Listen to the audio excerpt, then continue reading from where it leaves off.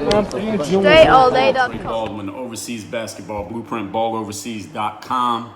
Hope you ball players been working on your games. I know whatever is going on in the world, whatever's going on in the community, whatever's going on health-wise, political-wise, understand that your window's closing every single day. So no matter what's going on, listen, the game does not accept excuses. All that being said, before we even get into the point today, wherever you happen to be listening to this, make sure you are subscribed. If you're watching the video, then you can leave a comment and like the video and all that. And if you're listening to this on any podcast platform, please leave a rating and review of the show so everybody knows this is the place to be if you want to learn how to play professional basketball overseas for real. I'm not talking about YouTubing. I'm not talking about Instagramming. I'm not talking about playing in tournaments for money. I'm talking about playing on an overseas team where you got a contract and you want a club.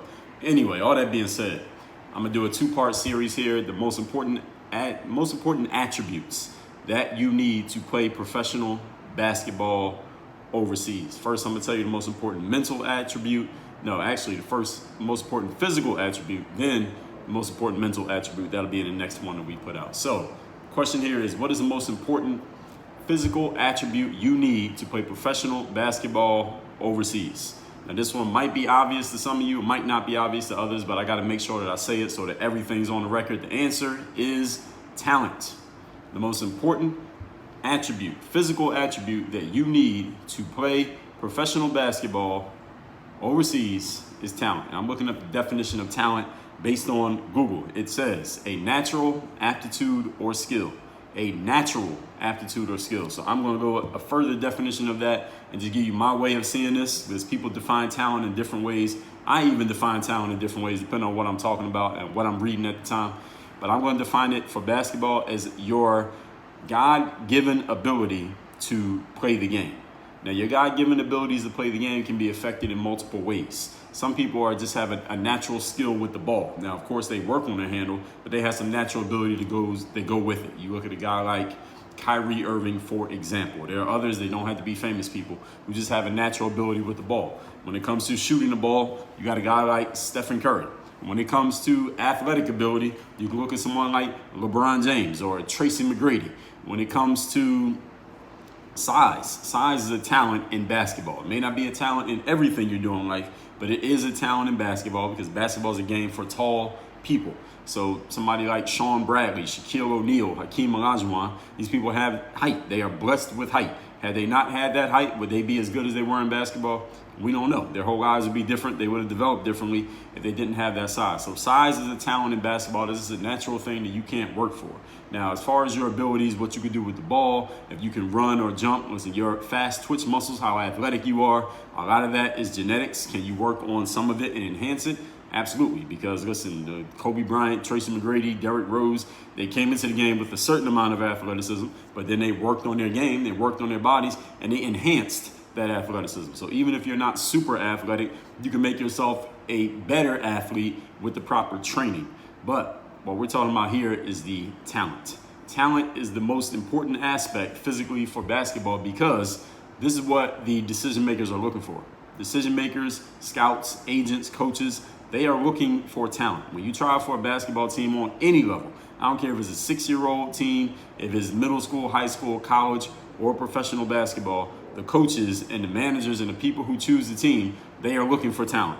Now, while some teams might say, well, we need a shooting guard, or we need a big man, or we need somebody who could do a little bit of everything, and many teams will say something like that. If they see somebody who's talented enough, even if that player doesn't fit the need, they're taking that player on. All right, so if a coach has a team and they say, well, we need a point guard, and then Shaquille O'Neal walks into the gym, all right, they taking Shaquille O'Neal. Why? Because that talent is undeniable. We'll figure it out. We'll figure out the point guard situation, but we need to get this dude on the team. If a team says, well, we need a big man, and Derrick Rose in his MVP form walks into that gym, Derrick Rose is going to be on that team simply because the talent is undeniable. So when it comes to your chances of making it in professional basketball, ask yourself, this is not something that you really choose to do. This is something, or choose to have rather, is something that you either have or you don't. Do you have the talent? Do you have the natural aptitude or skills? It's a natural ability that makes you stand out above and beyond the other players in the gym, the other players in the room. If you do, then you need to make sure you are showing it when it matters, where it matters, in front of people that matter. And if you don't, then you need to figure out how you're going to compensate. Because if you don't have a certain level of talent, there is a ceiling on how far you're going to go in the game of basketball. Now, while I understand, and you understand as well, that many of your favorite motivators, influencers, people who want to give you these motivational messages and hype you up and tell you that you can do anything, and even sometimes the commentators in these videos where I'm talking about basketball and basketball careers will come in and say, well, if you just believe in yourself and you work hard, and I did it. I didn't make my high school team at first, but I kept working, I kept practicing. I know this guy who did it and all that. Look, fuck all of that. Okay? If you don't have talent, there is a ceiling on how far you're going to go in the game of basketball. Your ceiling might be middle school. It might be high school. It might be college.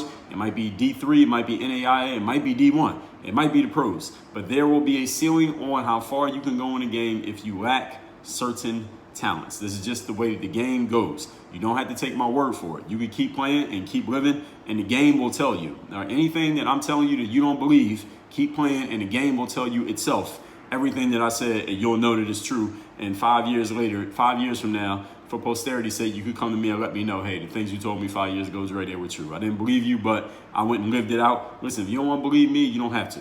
All right, I'm telling you all this not to discourage you from playing, not to tell you that you can't make it or anything like that, but to let you know that what allows some certain players to ascend to the next level and the next level and the next level when you think you work just as hard, or you believe you're just as good, or you think you deserve the same opportunity, but they are ascending and you are not, is probably because they have talents that you don't have. This is just the way the game works, folks. Now, those of you who don't know me, I played at an NCAA Division III school. I walked on to play D3 ball, not necessarily because I didn't have talent, but because I was kind of a late bloomer. My game didn't really start showing until I didn't really feel super confident in my game until the end of high school. And this is after the season was over, but I was still in school. So when I graduated from high school that spring and then going into that summer after high school but before college, that's when I really started to feel confident in my game. So by the time I got to college, my confidence was starting to get up, but all this time had passed. I'm already 18 years old and I hadn't really done anything. So that's why I ended up walking on at a D3. And then at the D3 that I went to, we didn't have a whole lot of big people. So I got stuck pigeonholed into playing like big man positions, at least with the last coach that I played for. And that didn't really work out. So I didn't really get to show my game, didn't really have amazing stats. But then I was still able to go pro. And some players who might have seen me then or played with me or played against me might say, well, how did he end up going pro? His stats wasn't even that great. It's not like he was ripping it up and setting the world on fire at a D3, but he ends up playing professional basketball, 9-year career. How does that even happen? It's because I had talent. I was able to go to the next level because I had talents that most players at that level simply didn't have. I could handle the ball. I could shoot the ball. I was athletic. I was 6'4". I could play the guard position. I had experience playing, damn near every position. I had skills, and I had skills that I had worked on, but I had natural abilities also in the game. And again, because I was a late bloomer, my abilities didn't start to show until I started to get into college, whereas most players who become pros, their talent starts showing when they're like 12, right? Or even earlier than that. So mine was just a little bit later timeline, but the reason I was able to go from a D3 to the next level is because I had talent. Now, did I have talent like, man, I should have been a D1? No, because I wasn't showing it until, again, later when I got into when I was older, already in college, already playing, already upperclassman. But I'm telling you all that to let you know that the number one thing that ascends players from one level to the next, to the next, to the next, yes, performance matters, because of course this is a performance-based business, playing sports. But when you're performing, people are evaluating your talent. At any level that you're at, until you get to the point where, let's say you're in your late 20s, that's when people start looking at you and saying, well, you just are who you are. I remember I was talking to this agent. I was in Germany, and he wasn't talking about me, but he was talking about a different player. He was like, well, this guy, one of his players on his roster, he said, this guy is about 29, 30 years old. He is who he is at this point. And he was telling me that. He was just like, well, this guy, I'm not expecting him to add anything to his game. We're not going to try to tell the team, hey, he can develop and he can become better and he can blossom into this and that. He said, no, when I pitch this player, not me, but this other player he had, when I pitch this guy to other teams, he is who he is. I'm going to sell them on what he can do. I'm going to tell them what he can't do. And this is basically the player that he is. Now, before that point, because I had a player reach out to me, I think on Instagram like a week ago from when I'm recording this. And he was just saying, Dre, I'm 25 do teams look at that? Was that considered old for playing pro basketball? And I said, well, when it comes to overseas, team doesn't really care what your age is, because you're probably only going to be there for a season anyway. So they don't care how old you are. If you can play this year, then they want you this year. Next year, you go play for somebody else. So they don't care. It's not like they sign you to a 5-year contract.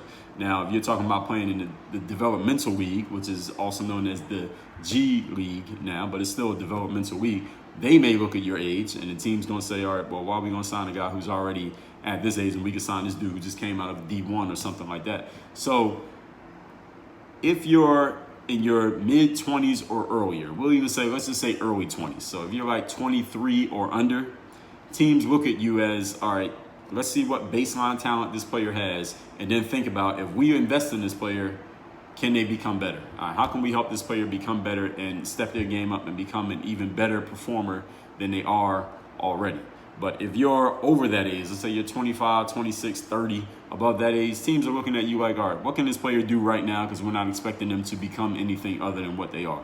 Again, that's not to say that you can't, not to say you can't reinvent yourself and add to your game when you're 32, but teams are looking at it in a different way. They're looking at you like, all right, you're pretty much a finished product. What can you do right now? Because if you can't do it right now, they're not expecting you to do it moving forward. Again, this is just the way that they look at things. It's not to say that this directly applies to you at all times. So all this being said, to wrap this up, the number one physical tool or attribute or ability that you need to make it to the next level and the next, we're talking about playing professional basketball overseas, is talent.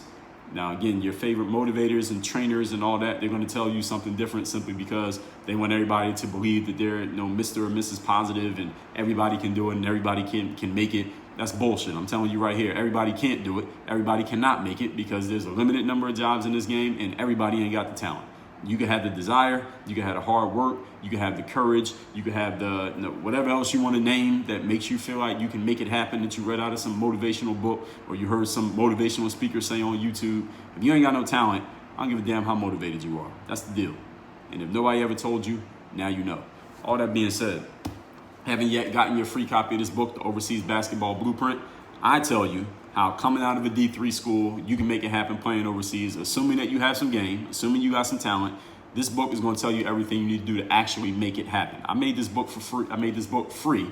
It wasn't for free for me to make it, but I made this book available to you for free. All you had to do is go to balloverseas.com. The book is already paid for. All you do is cover a small shipping charge. We will ship this to you worldwide. Again, that's balloverseas.com. The link is in the description wherever you happen to be listening to this. And while you are there, I'm gonna give you an option to get the 4-book Overseas Blueprint Bundle. Yes, there are 4 books about playing basketball overseas. So once you actually decide that you're going to play overseas, the next thing you're going to need to go to maybe an exposure camp. Here's the book called The Truth About Overseas Basketball Exposure Camps. You can get this as part of the bundle. Then you may want an agent to help you get a deal. I did some content talking about agents. You probably already heard that. If you haven't, go look it up. Basketball Agents Decoded. What do agents want? What do agents look for? How do you get an agent? That's covered in this book right here. And then you just need to understand the overall business side of the overseas basketball game. That's this book right here, Overseas Basketball Secrets, where I explain the entire game, how it works, why things work the way they do. When we're talking about money, we're talking about business, contracts, careers, agents, camps, all of that. So you get all 4 of these books, the Blueprint, the Secrets, the Agents book, and the Exposure Camp book, all part of the Overseas Blueprint Bundle. Just go to balloverseas.com. The book, Overseas Blueprint, is already paid for. You just cover the shipping. If you want to get all of these, we're giving you an option to get all 4 in the bundle. You can do what you want to do, but if you want to play ball overseas, you better work on your game. Dre all day.